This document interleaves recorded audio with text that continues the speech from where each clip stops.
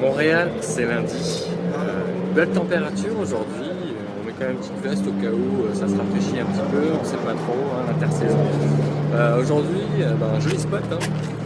Joli café, on a ici, bien égayé avec ces belles couleurs un peu de Montréal. J'avoue que ce côté béton parfois. Ça peut donner des idées un petit peu grises. Et pour commencer cette chronique, je vous emmène avec une musique un petit peu planante. Alors, avec ça, vous allez surfer comme sur un nuage pour ce lundi matin. Alors, qu'est-ce qu'on met dans sa cave? On met des belles bouteilles naturellement. On a fait une sélection avec beaucoup de produits en fait en ligne cette semaine par la SAQ, mais pas tant de produits que ça qui sont vraiment allés me chercher. On commence par la maison Robert de Nogent. De Nogent est un producteur donc, on trouve en Bourgogne sur l'appellation Pouilly-Fuissé Saint-Véran. C'est son Pouilly-Fuissé en blanc que je vous propose sur le millésime 2007, un millésime très réussi. 34,50 $. On a le côté beurré, riche du chardonnay, mais de Nogent aime toujours avoir une petite pointe de minéralité, de fraîcheur. Donc l'équilibre est très beau. On peut garder facile 7-8 ans dans sa cave. On est quand même sur un vin un peu plus haut de gamme à 34,50 $. Donc on commence avec ça. Ensuite, dans les rouges, un grand classique dans le Languedoc, c'est le domaine de l'Ortus. Les blancs, les rouges, les cuvées d'entrée de gamme, la bergerie, les cuvées haut de gamme, la grande cuvée entre autres, parce que c'est le nom de cette cuvée sur le millésime 2007, 32,50 $. On passe un coup de carafe, on met des grillades, des viandes juteuses, de l'agneau, ça a du corps, c'est épicé, c'est corsé. Donc aux amateurs de sensations fortes. Je continue directement avec un vin, non pas du Languedoc, mais juste à côté, le Roussillon. Le Roussillon avec la cuvée Zoé du domaine de la Préceptorie. On est en Côte du Roussillon.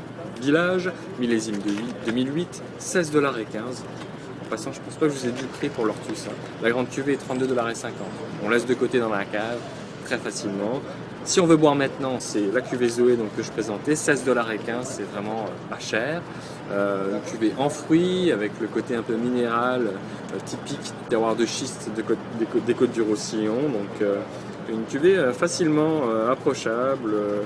Je vous invite vraiment à découvrir si vous aimez les rouges gourmands, juteux, en fruits, avec un petit côté épice. Du Perret Barrera, j'en parle souvent. Alors quand il y a un produit qui se met dans les nouveaux arrivages, je ne peux pas ne pas vous en parler. Cuvée India, sur l'appellation Bandol, dominante Mourvèdre, on a d'autres cépages secondaires également, 30,25 $. Pareil, on met dans la cave, on attend peut-être à 6 ou 7 ans, ce serait un minimum pour cette cuvée. Vraiment une belle sélection.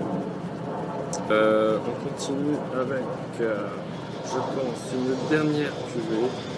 Si vous êtes amateur de bulles et vous ne voulez pas forcément vider votre portefeuille, Pares Balta fait une cuvée brute, un mousseux à 14,80 $. Je l'ai déjà fait goûter à l'aveugle avec des champagnes et figurez-vous que les gens préféraient le cava au champagne.